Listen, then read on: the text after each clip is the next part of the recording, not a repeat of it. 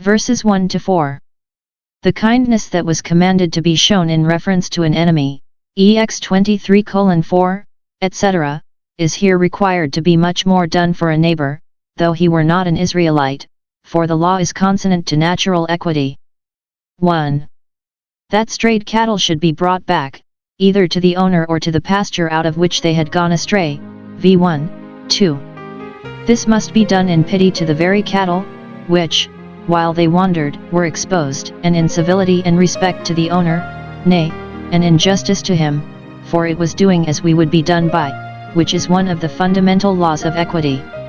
Note, religion teaches us to be neighborly, and to be ready to do all good offices, as we have opportunity, to all men. In doing this, they must not mind trouble, but, if they knew who the owner was, must take it back themselves, for, if they should only send notice to the owner to come and look after it himself, some mischief might befall it ere he could reach it. They must not mind expense, but, if they knew not who the owner was, must take it home and feed it till the owner was found. If such care must be taken of a neighbor's ox or ass going astray, much more of himself going astray from God and his duty, we should do our utmost to convert him, Jam 5:19, and restore him, considering ourselves. That lost goods should be brought to the owner, v3. The Jews say, he that found the lost goods was to give public notice of them by the common crier 3 or 4 times, according to the usage with us. If the owner could not be found, he that found the goods might convert them to his own use, but, say some learned writers in this case, he would do very well to give the value of the goods to the poor. 3. That cattle in distress should be helped, v4. This must be done both in compassion to the brute creatures, for a merciful man regardeth the life of a beast, though it be not his own, and in love and friendship to our neighbor, not knowing how soon we may have occasion for his help. If one member may say to another, I have at present no need of thee, it cannot say, I never shall. The woman shall not wear that which pertaineth unto a man, neither shall a man put on a woman's garment, for all that do so are abomination unto the Lord thy God.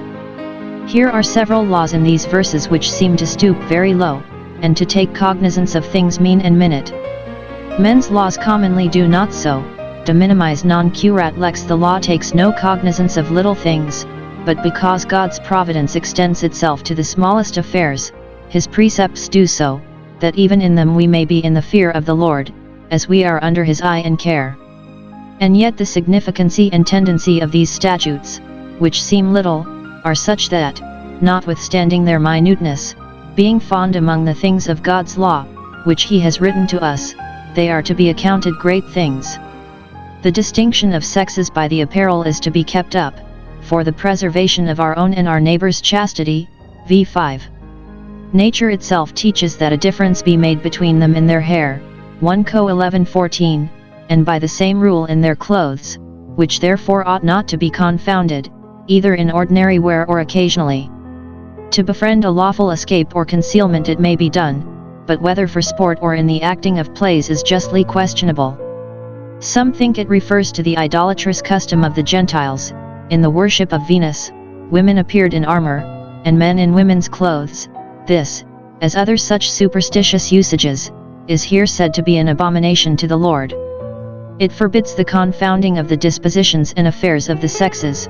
Men must not be effeminate, nor do the women's work in the house, nor must women be viragos, pretend to teach, or usurp authority.